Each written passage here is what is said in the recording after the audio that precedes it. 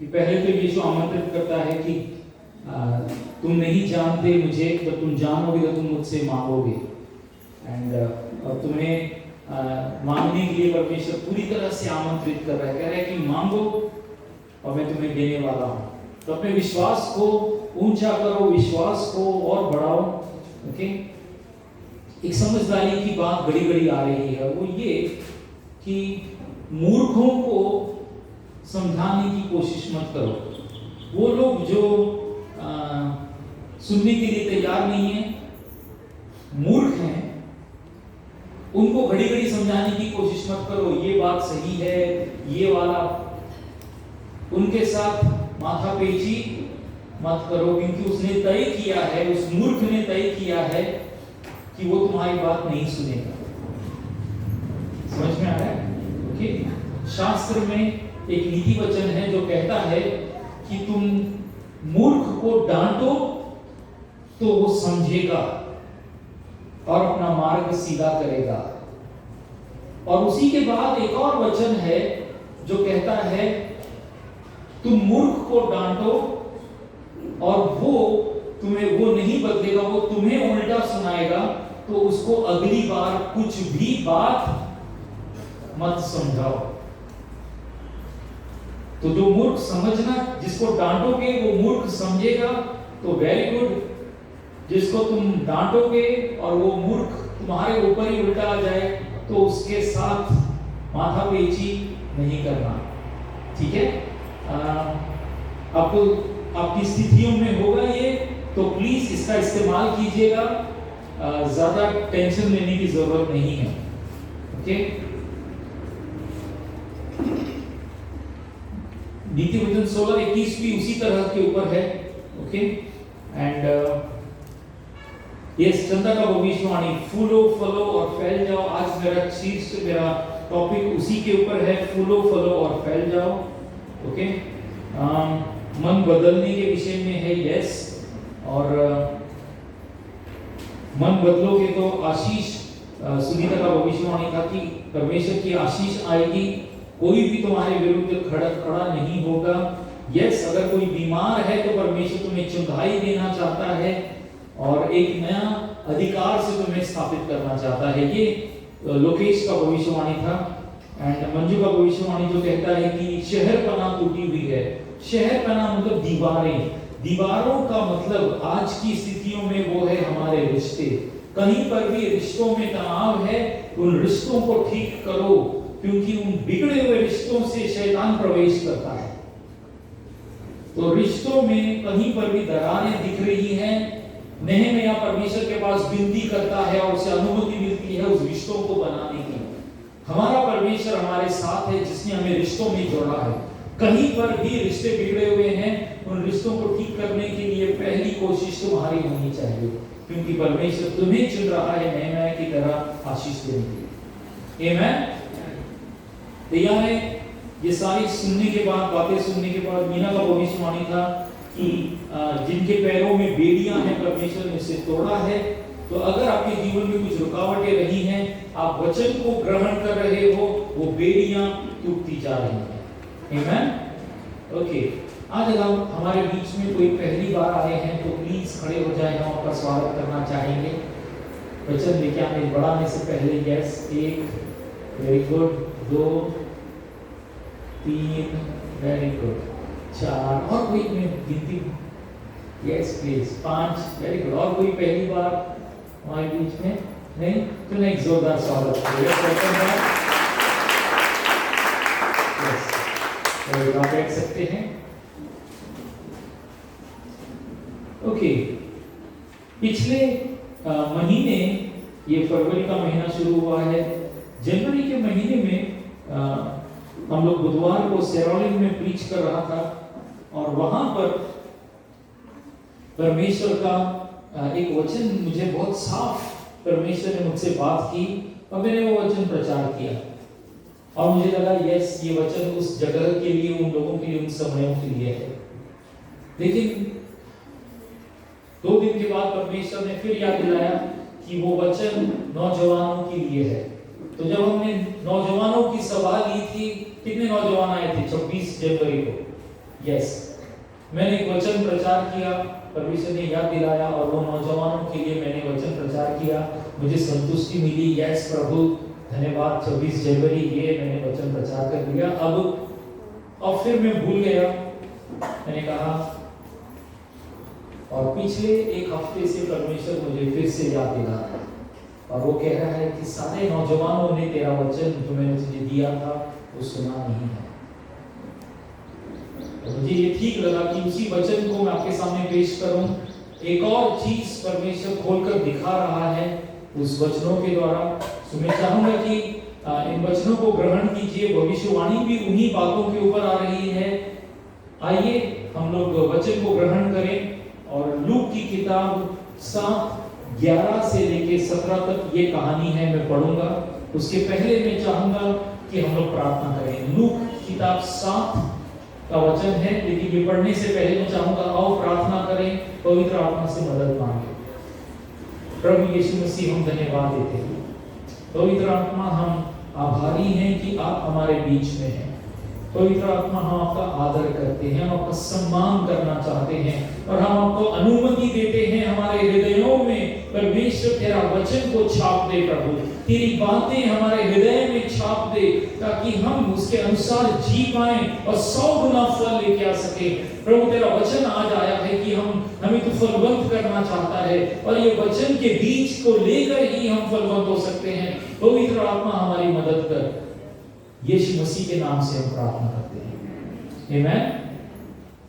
Okay, तो ये कहानी जो है ये नाइन नामक एक शहर है, उसके आसपास की कहानी है। उसके एंट्री करने पर ये बड़ा सा हादसा हुआ है और उस कहानी को पढ़ते हैं और फिर मैं इसमें से कुछ बातें सिखाऊंगा। ओके, लूक की किताब 7:11 से 17। थोड़े दिन के बाद वह नाइन नामक एक नगर को गया और उसके चेले और बड़ी भीड़ उसके साथ जा रही थी। जब वह नगर के फाटक के पास पहुंचा तो देखो लोग एक मुर्दे को बाहर लिए जा रहे थे, जो अपनी मां का एक लौता पुत्र था और वह विधवा थी। और नगर के बहुत से लोग उसके साथ थे। उसे देखकर प्रभु को तरस आया और उससे कहा, मत रो। तब उसने पास आकर अर्थी को छुआ और उठाने वाले ठहर गए। तब उसने कहा, हे जवान, मैं तुझसे कहता हूं, उठ। तब वह मुर्दा उठ बैठा और बोलने लगा और उसने उसे उसकी मां को सौंप दिया। इससे सब पर भय छा गया और परमेश्वर की बड़ाई करके कहने लगे कि हमारे बीच में एक बड़ा भविष्यवक्ता उठा है और परमेश्वर ने अपने लोगों पर कृपा दृष्टि की है। और उसके विषय में यह बात सारे यहूदिया और आसपास के सारे देश में फैल गई। आमीन। यह आखिरी वाला शब्द याद रखिएगा, पीछे वाला लास्ट वाला। और उसके विषय में यह बात सारे यहूदिया और आसपास के सारे देश में क्या हो गई? फैल गई। कुछ होने के बाद किसके बारे में बात फैल गई? गौर से पढ़िए। उसके विषय में, किसके विषय में? किसके विषय में? दो बातें हो सकती है। एक, वो नौजवान लड़का मुर्दा जिंदा हो गया। दूसरी बात हो सकती है कि यीशु ने मुर्दे को जिंदा किया। आपको क्या लगता है, कौन सी वाली बात? हालेलुया।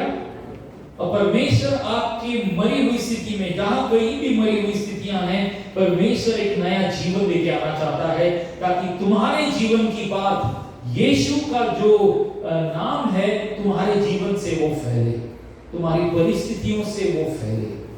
हालेलुया। मंजूर है ये बात? ओके। अब इस कहानी को पहले समझने की कोशिश करते हैं। ऐसा हुआ कि यीशु जो है, हमारा प्रभु जो है, वो नयन नगर की तरफ जा रहा है। ध्यान रखिएगा, बाइबल में दिया है कि प्रभु हर सुबह, हर दिन वो पिता के पास समय बिताते थे। वो पिता के पास से अनुमति लेते थे, पिता उससे कुछ दिखाते थे और वो उस दिन वही करते थे। सही कि नहीं? पिता ने उसे नए नगर जाने के लिए कहा होगा और उस कारण से प्रभु नए नगर की तरफ निकल गए। जैसे ही वो नए नगर में जा रहे हैं, देखो अगर हम आपको कुछ काम बोलते हैं करने के लिए, आप ठान लेते हो कि मैं वो काम करूंगा, अगर रास्ते में कुछ बात ऐसी हो जाती है, कुछ टूटा हुआ मिलता है या कुछ, तो आप उसे पूरा करके ही आगे जाओ, सही है कि नहीं? यहां पर यीशु ने पिता से आज्ञा पाई है नए नगर में जाने की, और यीशु नए नगर की तरफ जा रहा है। ध्यान से सुनिएगा, जैसे ही वो नए नगर के पास पहुंचा है, उसका गेट पे एंट्री करने का समय हुआ है, वहां पर अंदर से कुछ लोग बाहर आ रहे हैं। क्यों और क्या लेकर? क्या लेकर आ रहे? एक लाश लेकर आ रहे हैं। किसकी लाश है वो? एक नौजवान लड़का मर गया है, उसकी लाश लेकर बहुत सारे लोग उसकी लाश लेकर उस गांव से आ रहे हैं। और शास्त्र बताता है उस लड़के का नाम क्या था? और एक नौजवान लड़का मर गया, उसको यीशु ने जिंदा किया, उसका नाम आपकी बाइबल में लिखा है? हिंदी बाइबल में तो नहीं लिखा है, इंग्लिश बाइबल में भी नहीं लिखा है, कन्नड़ बाइबल में लिखा है। अच्छा, फिर एक और बात मुझे बताओ, एक और मुर्दे को यीशु ने जिंदा किया, उसका नाम मालूम है? 4 दिन। अरे उसका नाम लिखा और इसका नाम नहीं लिखा। परमेश्वर तू सही नहीं कर रहा है, ऐसा बोल सकते हैं हम? हेलो,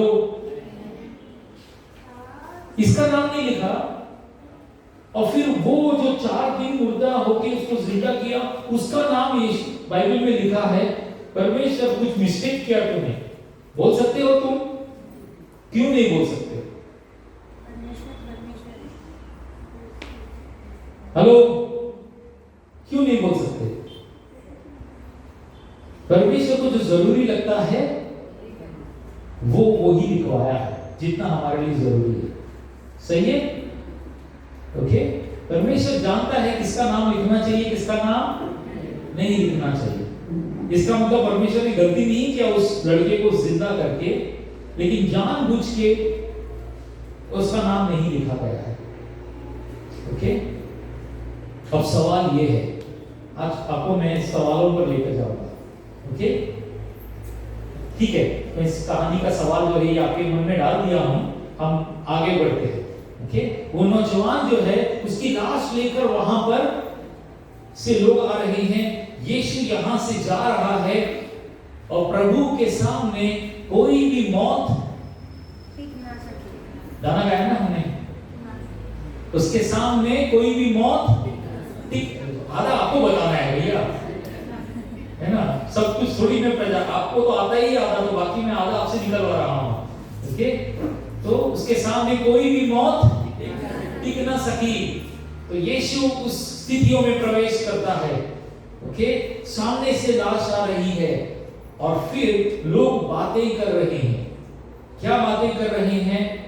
यीशु के साथ शिष्य हैं, तो वहां पे एक नीचे ना एक पोस्टर है, इसके बाद यस, हाँ ठीक है, यीशु एंट्री कर रहा है। नेक्स्ट वाला, वहां पर वो लोग लाश लेकर आ रहे हैं। वो लड़का नौजवान जो था वो किसका बेटा था? उसका नाम लिखा है। जैसे ही बात आगे बढ़ती है, यीशु उस लाश के पास जाता है। किसी ने यीशु से कहा उसके पास जाने के लिए? यीशु लाश के पास जाता है और फिर वो लाश के पास जाने से पहले उस औरत से उसे मिलता है। ओके?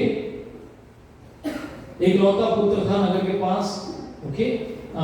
बहुत से लोग उसके पास तरस खाकर रहने लगे और उससे कहा, ये उसे देखकर प्रभु को तरस आया और उससे कहा मत रो। यीशु ने उस विधवा मां के पास गया और उससे कहा मत रो। मेरा सवाल यह है, क्या वो विधवा यीशु को जानती थी? क्या वो विधवा यीशु को जानती थी? क्या उसने यीशु से कहा कि मेरा बेटा मर गया है, तुम ही इसे जिंदा कर सकते हो? ऐसा बातचीत हुआ नहीं। क्या उसने डिमांड किया? नहीं किया। यीशु सिर्फ उससे कहता है मत रो। और फिर यीशु उस लाश के पास जाता है। मालूम है उस समय में ना, लाश को छूना मतलब अपने आप को अशुद्ध करना। लाश को छूना मतलब अपने आप को अशुद्ध करना। अब यीशु अशुद्ध होने जा रहा है, ऐसा लगता है ना, लेकिन यीशु जाता है, उस लाश को छूता है और वो अशुद्ध, वो मरा हुआ लड़का क्या हो जाता है? जिंदा हो जाता है। मैं कुछ बातें बता रहा हूं, ध्यान से सुनना। अशुद्ध चीज जब यीशु के पास आती है, यीशु उसे छूता है, तो वो क्या हो जाता है? समझ में आया ना? हमारा शुद्ध मन भी हम प्रभु के पास लेकर आएंगे और कहेंगे प्रभु इसे छू ले, तो वो क्या करेगा? देखो अभी नहीं समझ में आया। हाँ, अब भी नहीं समझ में आया। या तो तुम्हारे पास अशुद्ध मन नहीं है, तुम्हारे पास शुद्ध मन ही है।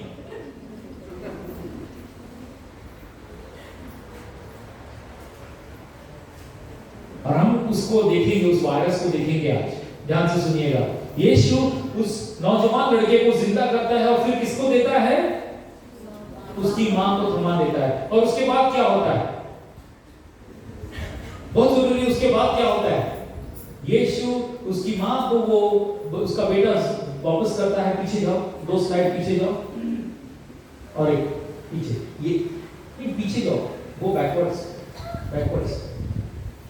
हाँ, ओके। तब वह मुर्दा उठ बैठा और बोलने लगा और उसने उसे उसकी मां को सौंप दिया। इससे सब पर क्यों? हाँ, इतना दिन से कभी हुआ नहीं था, तो मुर्दा जिंदा होगा तो तुम डरना चाहिए। तुम्हारा रिश्तेदार होता तो सवाल ये है कि वो अजनबी लड़का था क्या? वो जो लोग उसकी लाश लेके जा रहे थे अजनबी लोग थे। क्या होएगा अगर आपका रिश्तेदार, नौजवान रिश्तेदार मर गया और यीशु ने उसको जिंदा किया? आप क्या हो जाओगे? लेकिन यहां पर क्या छा गया? भय छा गया। और ये भय पवित्र भय था। कैसा भय था? पवित्र भय था। ये पवित्र भय के कारण क्या हुआ? और वे परमेश्वर की बड़ाई करने लगे। फोकस ये नहीं कि नौजवान जिंदा हो गया, फोकस ये है कि हमारा परमेश्वर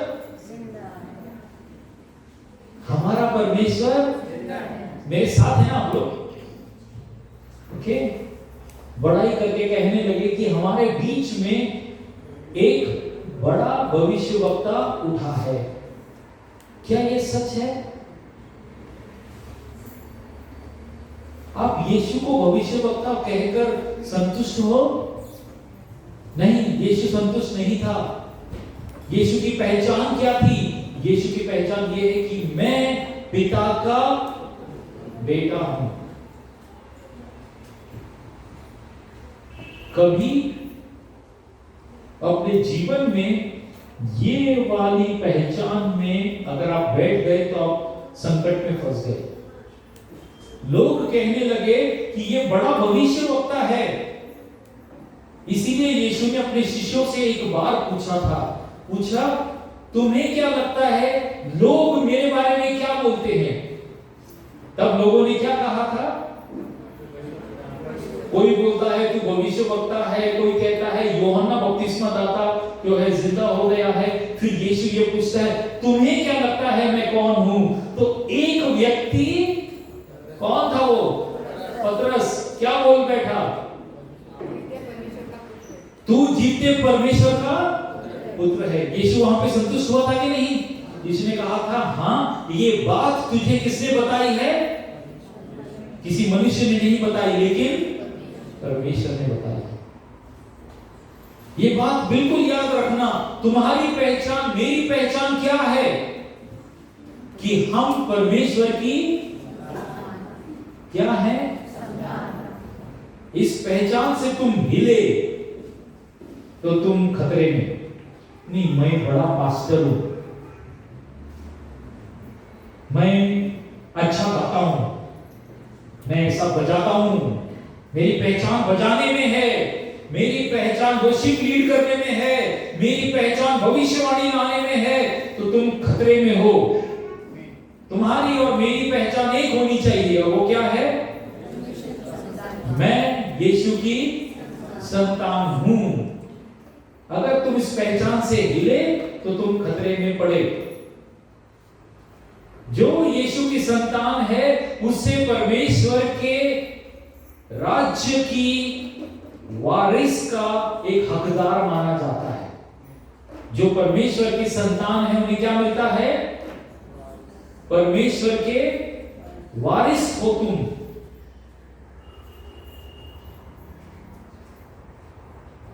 खुश नहीं हो, किसी को खुशी नहीं हुई। अगर तुमको मालूम पड़े कि तुम्हारा कोई बाप दादा था, उसने जायदाद छोड़ दी तुम्हारे लिए, इधर आके गवाही दोगे? इधर मेरे को मालूम नहीं था, मैं परमेश्वर से मांगा था, परमेश्वर बोल रहा है मैंने तेरे लिए जायदाद रखी है स्वर्ग में, कोई खुश नहीं है।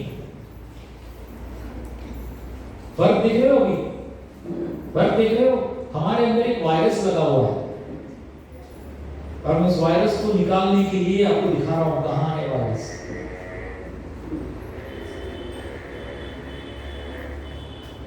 संतोष नहीं, मुझे इधर का हक मिलना चाहिए, देना चाहिए कि नहीं? अंदर घर के अंदर बेडरूम में चलता है तो देना चाहिए कि नहीं? मेरे को बोल सकता है ना कम से कम। अंदर एकदम लड़ाइयां चल रही है, मैं सही हूं कि नहीं?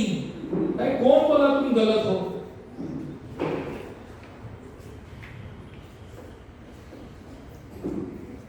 परमेश्वर का राज फैलाने वाले ना ये वायरस के चक्कर में नहीं फंसते। उनका ध्यान कहां गया? क्योंकि हमारे बीच में बड़े भविष्यवक्ता उठा है और परमेश्वर ने अपने लोगों पर कृपा दृष्टि की है। और उसके बाद क्या हुआ? नेक्स्ट वाला। और उसके विषय में यह बात सारे यहूदिया और आसपास के नगरों में फैल गई। एक देश को जीतने के लिए, एक देश को जीतने के लिए यीशु को उस देश में प्रवेश करना पड़ा। और जब वो प्रवेश कर रहा था, ध्यान से सुनना, जैसे यीशु उस देश में प्रवेश कर रहा था, वो फाटक था नयन नगर का। जैसे ही वो नयन नगर में जा रहा था, शैतान ने ऑलरेडी उन नौजवानों पे हमला कर दिया था और वहां से अगली पीढ़ी को वो मौत के घाट उतार कर, हो सकता है वो नौजवान लड़का उधर का लीडर रहा होगा, हो सकता है वो नौजवान लड़का आगे चलकर परमेश्वर के लिए बड़ा काम किया होगा, हम नहीं जानते। लेकिन उस नौजवान लड़के पर हमला करके उसको मौत के घाट उतार के उसकी लाश ले जा रहे थे। मैं नहीं जानता कि वो लड़का कैसे मरा, बाइबल में कुछ भी नहीं लिखा है। हो सकता है उसका मर्डर हुआ हो सकता है वो कोई नशा दारू पीकर उसमें टुन होकर जल्दी मर गया हो सकता है कोई उस टाइप की बीमारी, वायरस जैसे बोलते हैं ना, ये कोरोना वायरस, हो सकता है कुछ वैसी वायरस लग के वो मर गया हो। हम नहीं जानते कि वो नौजवान लड़का कैसे मरा, लेकिन हम ये जानते हैं कि नौजवान पीढ़ी पर हमला हुआ और उसकी लाश जा रही थी और यीशु वहां पर एंट्री कर रहा है। यीशु जो उस देश को जीतने के लिए आया हुआ है, उसके पहले भी सबसे पहले उसके सामने एक मरी हुई हारी हुई स्थिति है। और यीशु ये देखकर नहीं सोचता अल्लाह मैं लेट पहुंचा। यीशु कभी लेट आता है? वो कभी लेट नहीं आता, वो समय पर पहुंचा है वहां पर। और जब वो देखता है तो वो सबसे पहले उस मां के पास जाता है जो विधवा मां थी, जिसका कोई सहारा नहीं था। उसके आंसू पहुंचता है, कहता है मत रो। और वो सोच रही है ये कौन है मेरे को बोल रहा है मत रो, कौन है ये जो मेरे बेटी की लाश की तरफ जा रहा है। वो खुद भी यीशु को नहीं जानती होगी, और यीशु ने उसके बेटे को उसको जिंदा करके उसके हाथ में दिया। कई लोग हैं जो यीशु को नहीं जानते हैं और यीशु उन तक पहुंचना चाहता है, और यीशु चाहता है तुम्हारे हाथों का इस्तेमाल करना। यीशु चाहता है कि मेरी पहचान को, मेरे सामर्थ्य को उन लोगों तक लेके जाओ जहां पर मरी हुई परिस्थितियां हैं, उन लोगों तक लेके जाओ, क्योंकि मेरा अभिषेक तुम्हारे ऊपर है। आज हमने गाना गाया, फिर से वो आग बरसा दे, उसकी आग हमारे ऊपर आई है, पर इस आग को हमें ले जाना है, फैलाना है, जिसके लिए यीशु ने हमको बुलाया है। हालेलुया। बेड़ियां टूट रही हैं, दिखाया प्रभु ने। आत्मिक स्थानों में बेड़ियां परमेश्वर ने तोड़ा है। वो चाहता है कि तुम चुप मत बैठो, तुम जाओ और मेरा यश फैलाओ।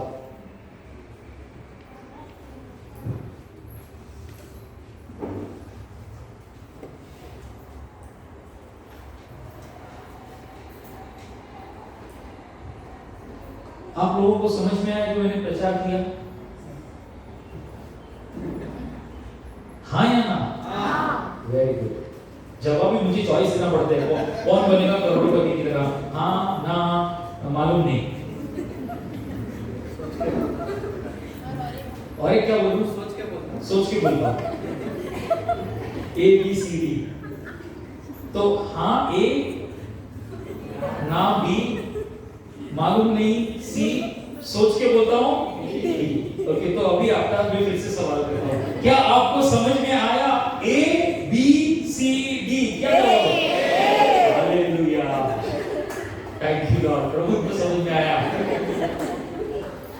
Very good. पक्का ना? अभी आपका टेस्ट ले लूं, परीक्षा ले लूं। देखो परीक्षा इधर ही हो जाए तो क्या है, आपको सर्टिफिकेट मिल जाएगा, मैं पास हो गया। अब जब आप पास हो गए तो आप बिंदास जाके नौकरी के लिए अप्लाई करते हो, है कि नहीं? नौकरी मिल जाती है ना? तो उसी तरह से आपका यहाँ पर परीक्षा होना जरूरी है। जो वचन अंदर गया है उसकी परीक्षा होनी जरूरी है। जैसे ही वो वचन की तलवार हम लेकर इस्तेमाल करना सीखते हैं, हम जो विजय हम परमेश्वर ने हमें दिया है, उस विजय में हम कामयाब होते हैं। आमेन? समझ में आया? ओके। तो आज मैं ना आपको जो परीक्षा के विषय में मैं आपको बताऊंगा, ये परीक्षाएं जो है ना, ये अनदेखे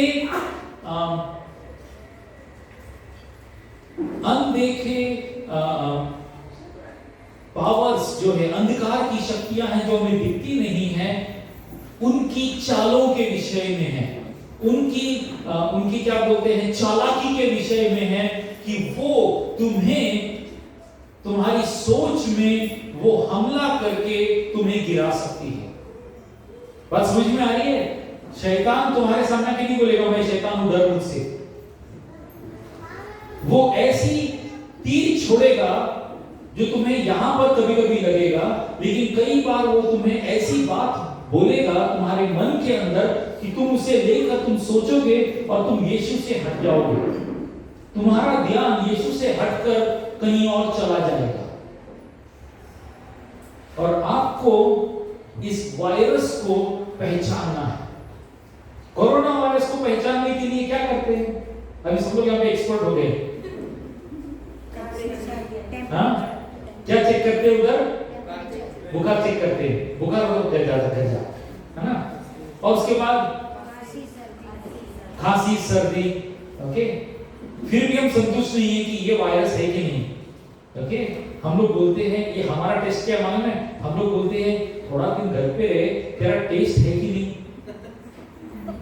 जवाब पर टेस्ट, स्वाद आ रहा है कि नहीं? खाने से, सूंघने से,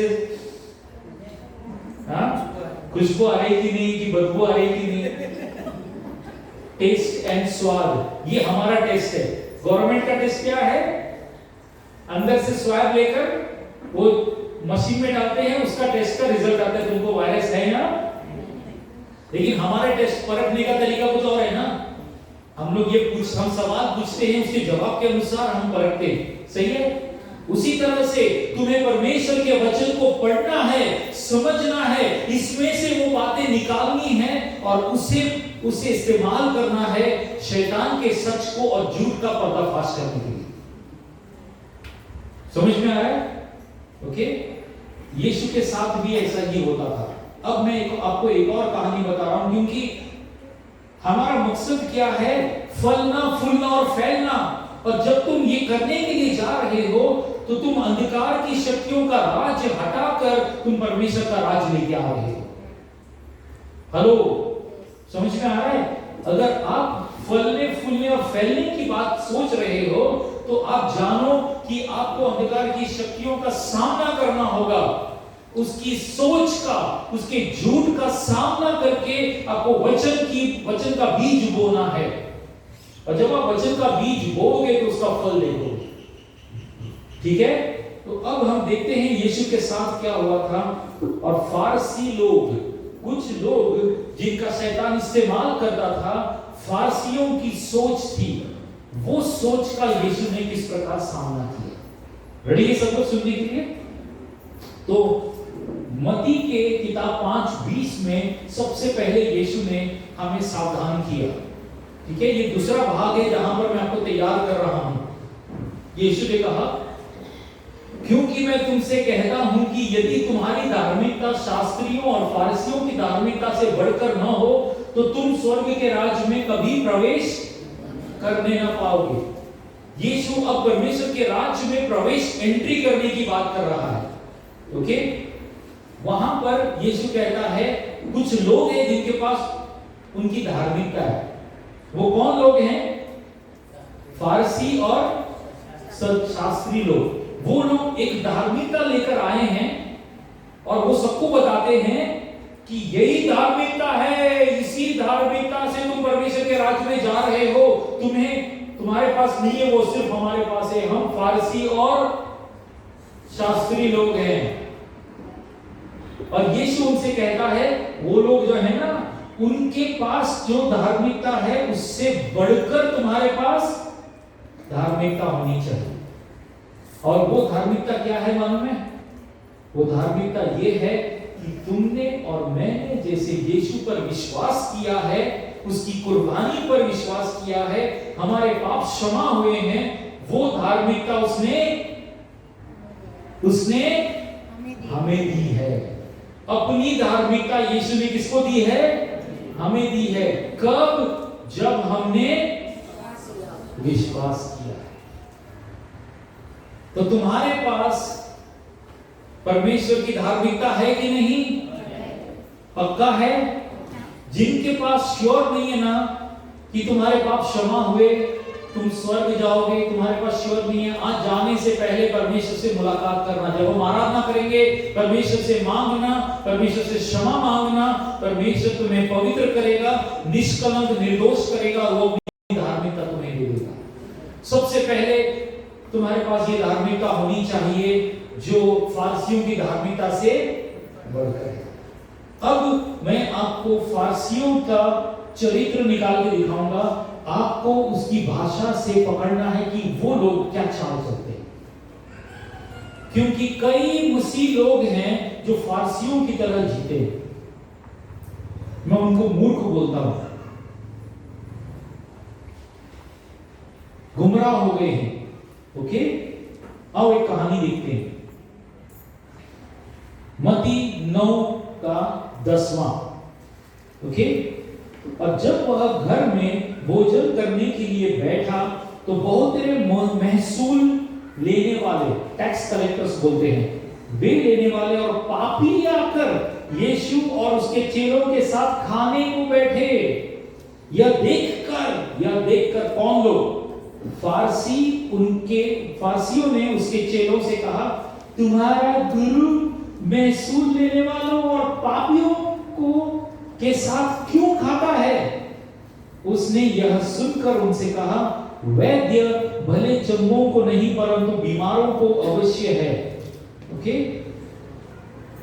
सो तुम जाकर इसका अर्थ सीख लो कि मैं बलिदान नहीं परंतु दया चाहता हूं, क्योंकि मैं धर्मियों को नहीं परंतु पापियों को बुलाने आया हूं। यीशु क्या कहता है, मैं किसको बुलाने को आया हूं? वो जो पापी हैं, अपने आप को, वो अपने पाप को, अपना दोष में जी रहे हैं, मैं उन्हें दोष से बाहर निकालने के लिए उन्हें बुलाने को आया हूं। जो कहते हैं मैं धर्मी हूं, मैंने पाप नहीं किया है, मैं गलती करता ही नहीं, मैं रॉन्ग हो ही नहीं सकता, मेरे को सब मालूम है, वो क्या है? वो क्या है? नहीं यार, हम नहीं समझे। वो क्या है? फारसी है। जब किसी व्यक्ति के विषय में मैं सुनता हूं, 4 लोग बोलते हैं वो किसका सुनता नहीं है। 4 लोग आके मुझे बोले ये व्यक्ति कुछ भी बोलो सुनता नहीं है, तो मैं उसको क्या समझता हूं? हाँ, आपको कैसे मालूम मैं ऐसे सोचता हूं? क्योंकि आप ही फारसी है।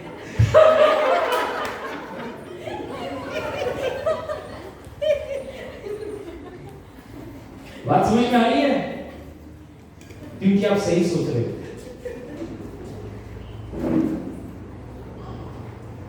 जब कोई व्यक्ति 4 लोगों के सिखाने के बाद भी सुनना नहीं चाहता, अपनी बात पे अड़ा रहता है, उससे क्या कहते हैं? यीशु क्या कहता है? ये जाके सीख लो। यीशु के पास टाइम नहीं है ऐसे लोगों के साथ क्या बोलने के लिए, निभाने के लिए, बातचीत करने के लिए। यीशु के पास टाइम नहीं है, लेकिन यीशु के पास टाइम है खाना खाने के लिए, और वो भी किसके साथ? पापियों के साथ। और जो पापी यीशु के साथ खाना खाता है, उसे यीशु की पवित्रता का एहसास होता है, तो वो पापी पापी नहीं रहता, वो पापी क्या हो जाता है? धर्मी हो जाता है। समझ में आ रहा है? फारसियों का चरित्र, ओके,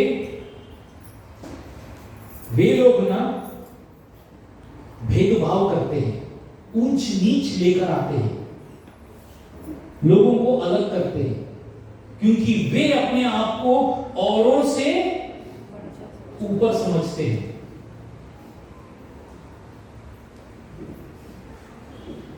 आप समझ गए ना? सीख गए ना? अब आपका मैं प्रैक्टिकल परीक्षा लेता हूं। ये तो बाइबल में से निकाल के दिखाया मैंने आपको, अभी मैं आपका परीक्षा लेता हूं। और यदपा सर किधर है? यदपा हमारा बहुत मजेदार, किधर है? आ गया यदपा, इधर खड़ा हो जाओ, और यहां पर 2 जन और खड़े होने चाहिए, कोई 2 जन और आ जाओ। हाँ, इसने व्हाइट पहना है, लेकिन ये यीशु नहीं होगी, तो आप ही लोग आ जाओ। आप ही लोग। हाँ, मुझे ना लगा रहे। हाँ, जोई बाबू है पहले, अभी नया जोई आने वाला है। ओके, ठीक है। अब ध्यान से सुनना, ये सच्ची बात है ना जो मैं कह रहा हूं। ये सच्ची बात ये है कि ये गवाही देगा बाद में, लेकिन मैं आपको पहले एडवांस से बता रहा हूं कि ये ना भाटकर हो गया। भाटकर, भाटकर बोलेंगे तो क्या हो गया? जमींदार, मतलब जमीन खरीद लिया इसने। सच बोल रहा हूं? जमीन खरीद लिया, ये भाटकर हो गया। ओके, अभी प्रभु में आके आपको कितना टाइम हो गया? 10-12 साल। 10-12 साल हो गया। और ये पहले कहाँ रहते थे? झोपड़ी में। झोपड़ी में रहते थे। ओके, अब ये भाटकर हो गया। अब 2 लोग आए उसके पास। ओके, 2 लोग अलग अलग टाइम पर आए। उनको मालूम पड़ा कि ये जमीन लिया है, ये भाटकर हो गया है, और अब इसका रिएक्शन, ओके, इसका रिएक्शन क्या है मालूम है? इसका रिएक्शन है, भैया 10-12 साल पहले झोपड़ी में रहता था, आज वो भाटकर बन गया है। हाँ, ये रिएक्शन। ओके, अब आप साइड में आ जाओ। ये दूसरा व्यक्ति आया, उसे मालूम पड़ा कि ये क्या हो गया है? भाटकर हो गया। अब इसका रिएक्शन, वापस आने के बाद इसका रिएक्शन, भाईला झोपड़ी में रहने वाला अभी अपने आप को भाटकर समझता है। अभी ये बताओ कि इन दोनों ने सेम वर्ड्स बोले, करेक्ट है कि नहीं? लेकिन आपको क्या लगता है कौन से वर्ड्स फारसी के थे? उंगली उठाया किसके ऊपर? किसके ऊपर? किसके ऊपर? किसके ऊपर? कितने लोग बोलेंगे फारसी? मंजुला ने कुछ बोला ही नहीं। कितने लोग बोलेंगे मंजुला एक फारसी की तरह बिहेव किया?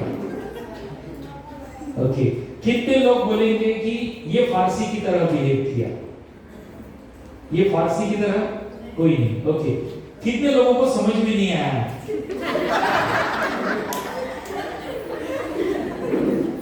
क्योंकि सारे हाथ नहीं उठे। नहीं, लोग बाद में समझेंगे। कितने लोग बाद में समझेंगे? बहुत जरूरी है, क्योंकि अगर आप आज यहां पर परीक्षा को सही समझने की कोशिश नहीं करोगे तो तुम बाहर जाकर फारसियों की बातों में फंस जाओगे। और यीशु जैसे पापियों के साथ खाना खा रहा था, फारसी उसके बारे में बोल रहे थे, तो हो सकता है अगर तुमने तय नहीं किया तुम यीशु की जगह होगे तो तुम उन पापियों को छोड़कर फारसियों का साथ दोगे। तुम बोलोगे सही बोल रहे हो, वो पापी लोग हैं, मेरे को उसके साथ नहीं बैठना, मेरे को उनके साथ बैठना है, क्योंकि ये शास्त्री लोग हैं, ये भविष्यवाणी करने वाले लोग हैं। फिर से टेस्ट करते हैं। ये पहला झोपड़ी में रहता था, अब ये भागकर हो गया। पहला रोहित है और उसको मालूम पड़ा कि ये भागकर हो गया है। इसने कहा अरे क्या बात है यार, 10 साल 12 साल पहले मैं इसको देखता था, उधर झोपड़ी में रहता था, अभी भागकर हो गया। कितना अच्छा है, कितना अच्छा प्रभु है। ओके, प्रभु ने इसको आशीष पे आशीष की है। Okay, number 1। नंबर 2, ओके, ये बी, ये मिला उसको, हाथ मिलाया, अच्छा भागकर हो गया। किधर मिला है? कितने में लिया है? अच्छा, वेरी गुड। फिर आया, झोपड़पट्टी में रहने वाला अभी अपने आप को भागकर समझता है। ये बी, ओके। फिर सी, समझ में नहीं आया। फिर डी, बाद में जवाब देंगे। तो कितने लोग बोलेंगे फारसी कौन है? ए, बी, सी या डी? हाथ ऊपर करके बोलो। पक्का है? आपको 100 क्या वो मिल गया? आप ताली बजा सकते हैं अपने आप के लिए। Thank you.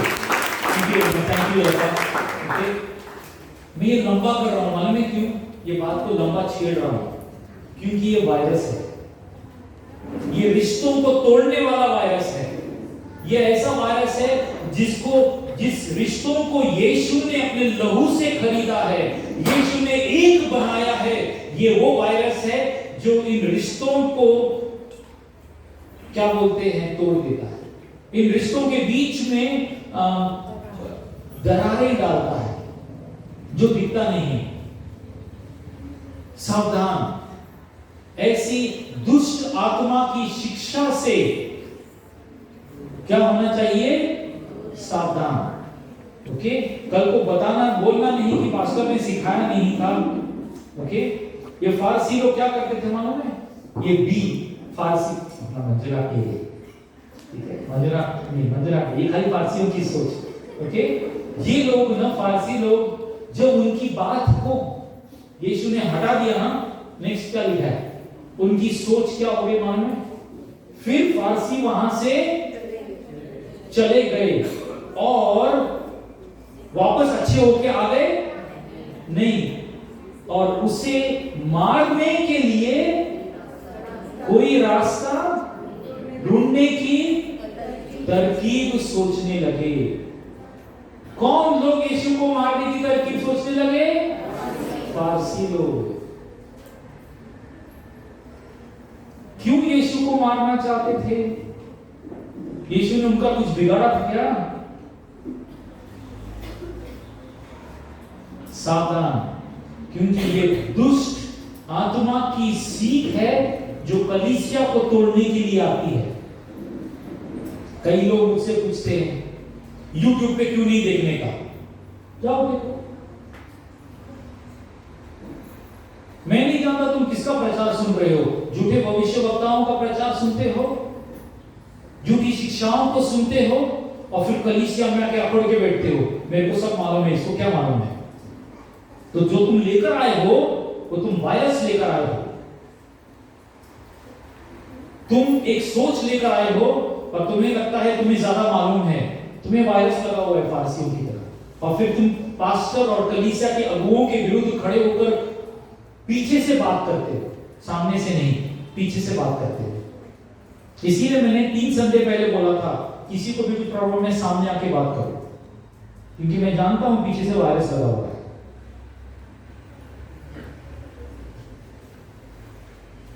ये फारसी लोग पीछे से यीशु पर वार करने की तैयारी कर रहे थे। मैंने कुछ नहीं किया।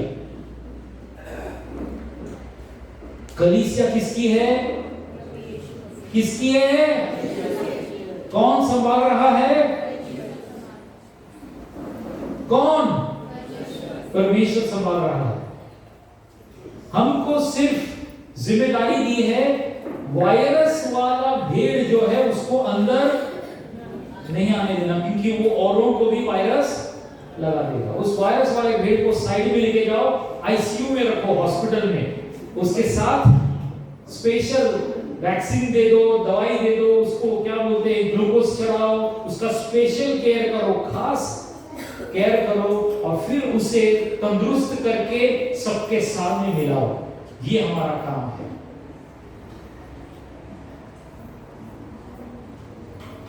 कुछ लोगों से मैं व्यक्तिगत तौर पर मिलता हूं, अकेले में मिलता हूं, हफ्ते में एक बार उनको बोलता हूं प्लीज मेरे से मिलने को आओ, लेकिन उनको मैंने इस समूह में आने की अनुमति नहीं दी है और मैं उनका नाम नहीं बताऊंगा।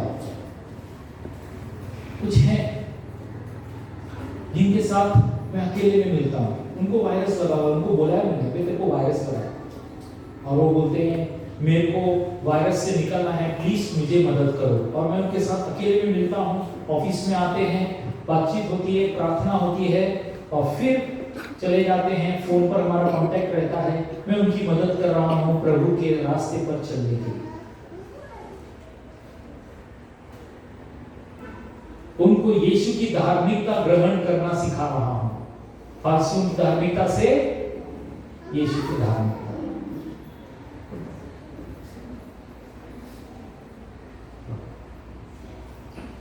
ओके, आइए उस कहानी पर फिर से गौर करते हैं। ओके, कहानी जहां पर यीशु नयन नगर में प्रवेश करता है। वो एक लक्ष्य लेकर आया है कि उसे इस नयन देश से, यहां से, इस द्वार से मैं परमेश्वर का समाचार फैलाऊंगा। और सबसे पहले उसको किसका सामना करना पड़ता है? एक मरी हुई स्थिति का सामना करना पड़ता है। यीशु उस मरी हुई स्थिति में प्रवेश करता है और वहां पर क्या लेके आता है? वो एक जीवन लेके आता है। और जो लोग यीशु को छूते हैं, परमेश्वर उनको अपनी धार्मिकता देता है और वहां से यश फैलता है। जब यीशु मरे हुओं को जिंदा कर रहा है तो वहां के लोगों में क्या फैल जाता है? निष्फला। वहां पर सबसे इससे सब पर भय छा गया। किस प्रकार का भय था वो? परमेश्वर की बड़ाई करने का भय। किसकी बड़ाई? परमेश्वर की बड़ाई। मेरा सवाल है नौजवानों से, हमने ये वचन 26 तारीख को सुना, उसके बाद कितने नौजवान तैयार हुए और कहे कि हम परमेश्वर की बड़ाई करेंगे, हाथ ऊपर करके परमेश्वर को धन्यवाद देंगे। मैं पीछे मुड़ के देखता हूं, कई नौजवान हाथ पीछे करके खड़े हैं, एक अच्छा पोज देते। और अगर मैं बोलूं अगले हफ्ते ना तुमको वर्शिप लीड करना है, फिर देखो हाथ ऊपर कैसे जाते हैं। अब समय नहीं है, प्यार से कुछ करके सिखाने का समय नहीं है। ये समय है परमेश्वर के राज्य को फैलाने का, परमेश्वर के यश को फैलाने का। उसका अभिषेक हमारे ऊपर है। अगर हम अपनी पहचान बनाने की कोशिश कर रहे हैं तो सॉरी, ये कलीसिया आपके लिए नहीं है। आप जा सकते हैं। ये कलीसिया यीशु का नाम बड़ा करने के लिए है। हालेलुया। यस, आप ताली बजा सकते हैं, आप प्रभु को महिमा कर सकते हैं। अपना स्थान तुम्हारा और मेरा एक पक्का स्थान है स्वर्ग में, वो कोई छीन नहीं सकता हमसे। एक स्थान है, परमेश्वर ने, यीशु ने अपने साथ बैठाया है। एक घर बन रहा है तुम्हारा और हमारा, जहां पर हम जश्न मनाने वाले हैं। हमें पुरस्कार मिलने वाला है स्वर्ग में। उस दिन के लिए जियो। इस दिन के लिए मत जियो कि मेरा टर्न कब लगेगा। उस दिन के लिए जियो जिसके लिए यीशु ने बुलाया है। उस दौड़ को पूरा करने के लिए जियो जिसके लिए यीशु ने तुम्हें बुलाया है। पिछले रविवार को कितने लोग थे यहाँ पर? पिछले रविवार इस कमरे में कितने लोग थे? बहुत से लोग थे। हमने किसको बुलाया था? सोना बाई को बुलाया था। क्यों बुलाया था? वो एक बाहुबली है। कौन है वो? बाहुबली है। कितना पढ़ी लिखी है? कितने सारे लोगों को यीशु में लाया? बहुत सारे लोगों को। वो कहां पर भी चली जाएगी और प्रभु का समाचार बताएगी। तूफान आए, कुछ भी आए, वो चुप नहीं रही।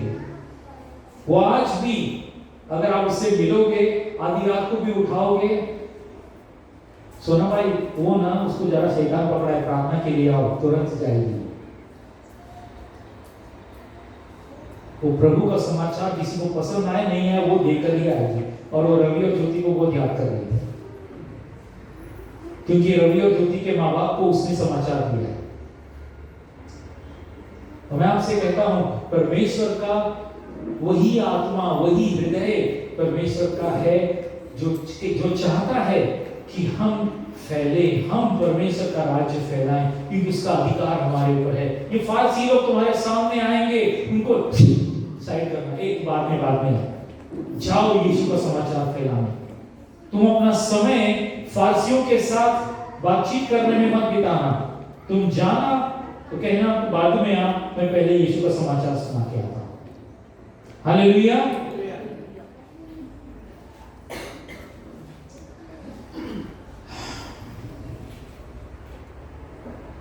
एक और चीज मैं आज आपको बताकर आपसे करवा के अंत करना चाहूंगा, वो ये कि परमेश्वर ने हमें 9 वरदान दिए हैं, आत्मा के वरदान।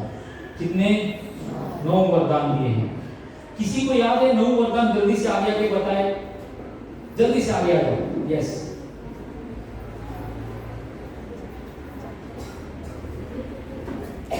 आपको इसको देखने के लिए ऐसा करना होगा, तो इसके लिए मैं इसको ऊपर बुलाता हूं, आपको आराम से देखिए। आ जाओ। प्रेम, शांति, ठीक है, फल बता दो। आते आते वो भी आते। प्रेम, शांति, धीरज, कृपा, भलाई, विश्वास, नम्रता और संयम। वेरी गुड, एक जोरदार ताली। ये फल है। वरदान के विषय में याद है 9 वरदान? ओके, किसको 9 वरदान याद है? यस, आगे आ जाओ। देखो बच्चों के हाथ में तलवार लग गई है, वचन की तलवार।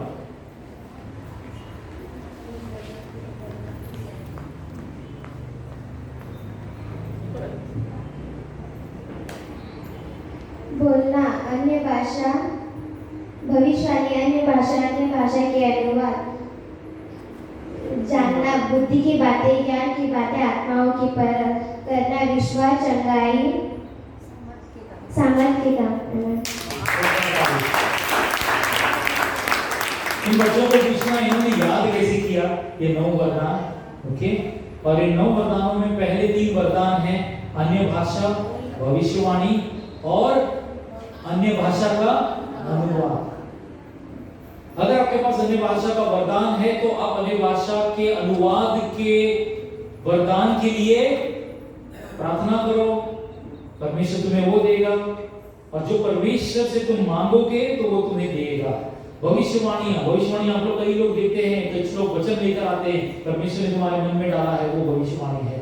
ये परमेश्वर ने तुम्हारे लिए 9 वरदान दिए हैं, इसका इस्तेमाल करो परमेश्वर का राज्य फैलाने के लिए। चंगाई के वरदान दिए तुम्हारे अंदर कि जब तुम बीमारों पे हाथ रखोगे तो वो वरदान काम करेगा और सामने वाला बीमार जो है वो ठीक होगा। ये वरदान दिए हैं, तुम्हें इसका इस्तेमाल करना है, तुम्हें छुपा कर नहीं रखना है। और मैं हर एक से कहूंगा, अगर तुमने बीमार पे हाथ रख के कभी चंगाई होते हुए नहीं देखा है ना, बहुत अच्छा लगता है। कुछ तो होता है। कभी दुष्ट आत्माओं को भगाया नहीं तो भगाने के लिए तैयारी करो। वो आ जाएंगे तुम्हारे सामने जब तुम परमेश्वर का राज्य फैलाने जाओगे। दुष्ट आत्मा आएंगी, तुम्हें सिर्फ आज्ञा देनी है, ए चुप रहे यीशु के नाम से, चुप हो जाएंगे।